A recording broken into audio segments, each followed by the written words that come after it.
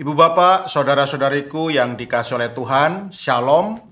Selamat berjumpa kembali dalam Renungan Harian Katolik Paroki Tomang, Jakarta.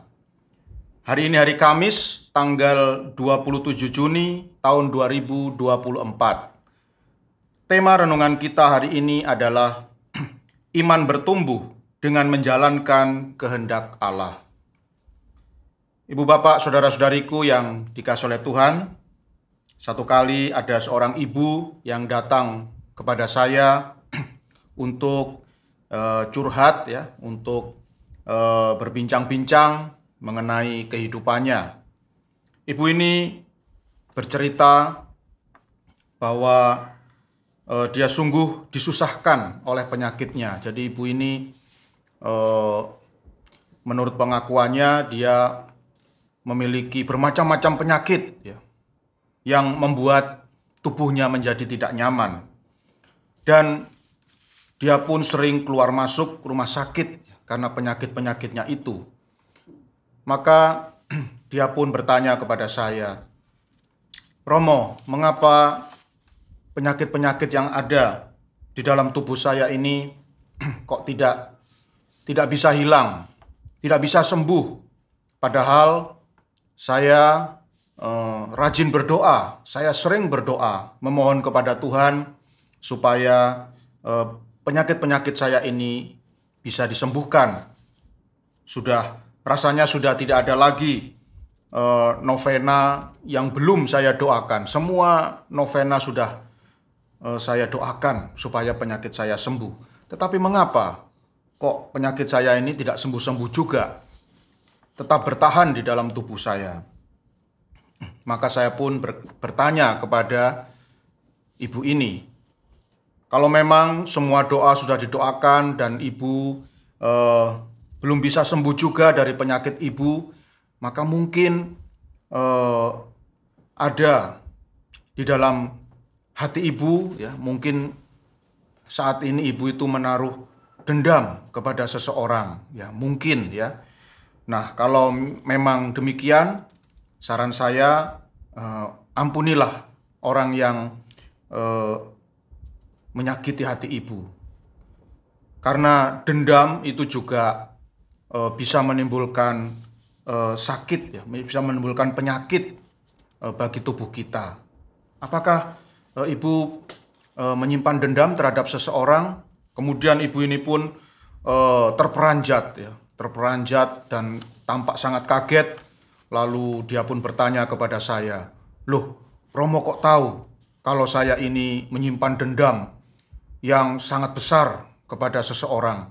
Saya menyimpan kebencian yang sangat besar kepada seseorang karena dia telah melukai hati saya di masa yang lampau.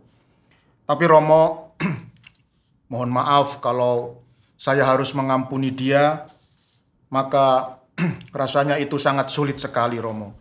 Karena begitu besar, begitu dalam rasa sakit yang saya alami, yang saya terima dari tindakan ibu itu." Maka saya pun berkata kepada ibu ini, kalau ibu tidak mau mengampuni, ya, selama ibu tidak mau mengampuni orang itu, maka ibu akan terus sakit seperti ini. Ya. Ibu harus tahu di dalam ilmu psikologi itu ada istilah psikosomatis. Ya. Jadi psikosomatis adalah penyakit yang ditimbulkan bukan oleh bakteri atau virus atau kuman-kuman dari luar, tetapi penyakit yang ditimbulkan dari hati yang tertekan, ya, dari stres, depresi yang diderita seseorang, maka itu akan muncul menjadi bermacam-macam penyakit yang menyerang tubuh seseorang. Jadi kalau ibu memang sungguh-sungguh ingin sembuh, maka doa saja itu belum cukup, Bu. Ibu harus mengampuni orang itu, orang yang telah melukai hati ibu. Tidak bisa tidak, ya, kalau memang ibu ingin sembuh. Dan puji Tuhan, Bapak Ibu, Saudara-saudari yang dikasihi oleh Tuhan, rupanya ibu ini merenungkan kata-kata saya dan akhirnya dia pun menuruti kata-kata saya.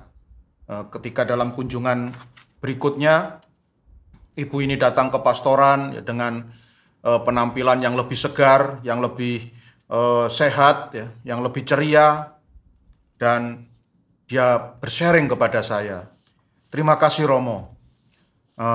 Berdasarkan nasihat Romo, saya sudah mengampuni orang yang telah menyakiti hati saya. Saya sudah menghapus rasa dendam saya di dalam hati, dan memang benar apa yang dikatakan oleh Romo. Begitu saya mau mengampuni teman saya itu yang sudah melukai hati saya, maka lambat laun dari hari ke hari, kondisi kesehatan saya semakin membaik. Dan sekarang, ya, penyakit-penyakit yang dulu saya derita itu pelan-pelan, setahap demi setahap, hilang dari tubuh saya. Memang benar apa yang dikatakan oleh Romo, bahwa dendam itu atau kebencian itu bisa menimbulkan penyakit bagi tubuh kita. Dan sekarang saya pun juga menjadi semakin yakin bahwa tindakan mengampuni itu sungguh sangat bermanfaat, sungguh mendatangkan kebaikan, bukan hanya untuk orang lain, tetapi untuk diri saya sendiri. Terima kasih Romo atas nasihat Romo, dan saya akan men-sharingkan pengalaman saya ini kepada semua orang, agar siapa tahu dengan cara mengampuni, dengan cara tidak menyimpan dendam di dalam hati, orang lain, teman-teman saya juga bisa disembuhkan dari sakit penyakitnya. Ibu bapak, saudara-saudariku yang dikasihi oleh Tuhan, dalam Injil Matius bab 7 ayat 21 sampai 29 yang dibacakan dalam perayaan Ekaristi hari ini, Tuhan Yesus bersabda, "Setiap orang yang mendengar perkataanku ini dan melakukannya, ia sama dengan orang bijaksana yang mendirikan rumahnya di atas wadas. Kemudian turunlah hujan dan datanglah banjir. Lalu angin melanda rumah itu, tetapi rumah itu tidak roboh, sebab didirikan di atas wadas. Tetapi setiap orang yang mendengar perkataanku ini dan tidak melakukannya, ia sama dengan orang bodoh yang mendirikan rumahnya di atas pasir. Kemudian turunlah hujan dan datanglah banjir. Lalu angin melanda rumah itu sehingga robohlah rumah itu dan hebatlah kerusakannya." Ibu bapak, saudara-saudariku yang dikasihi oleh Tuhan, ibu yang saya ceritakan tadi, dia tidak hanya mendengar firman Tuhan, dia tidak hanya mendengar sabda Tuhan bahwa Tuhan itu menghendaki manusia untuk selalu berdamai, bahwa Tuhan itu menyukai manusia yang mudah mengampuni. Tetapi ibu ini bukan hanya mendengar firman, tetapi dia menjalankannya secara nyata di dalam hidupnya. Dia sungguh-sungguh mau menghapuskan dendamnya kepada sesamanya dan mengampuninya. Dan sungguh besar rahmat yang dia terima, penyakitnya disembuhkan oleh Tuhan pelan-pelan secara setahap demi setahap, berkat kemauannya untuk mengampuni. Dan ibu ini sekarang kemana-mana men-sharingkan pengalamannya itu kepada banyak orang, kepada setiap orang yang dia jumpai, bahwa ternyata menjalankan kehendak Tuhan itu sungguh mendatangkan kebaikan, bukan hanya untuk orang lain, tetapi juga untuk diri sendiri. Oleh karena itu ibu bapak, saudara-saudariku yang dikasihi oleh Tuhan, marilah kita sudah banyak mendengar firman Tuhan, sabda Tuhan, perintah-perintah Tuhan yang ada di dalam kitab suci, bahwa kita harus mencintai sesama, mengampuni sesama, berbuat baik kepada sesama. Namun mungkin kita masih belum bergerak untuk menjalankan kehendak Tuhan itu. Mari kita jalankan kehendak Tuhan dengan sungguh-sungguh, dengan konsisten, dengan konsekuen, sehingga akhirnya berkat dan rahmat Tuhan boleh kita terima di dalam hidup ini. Dan kita menjadi seperti orang yang membangun rumah di atas wadas. Ketika ada tantangan, ketika ada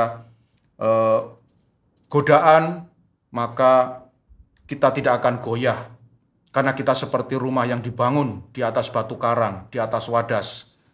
Segala godaan, segala tantangan tidak akan menggoyahkan iman kita kepada Tuhan, karena kita sungguh-sungguh menjalankan kehendak Tuhan itu secara nyata di dalam hidup sehari-hari.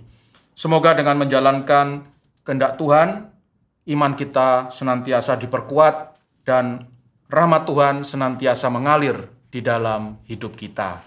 Tuhan memberkati.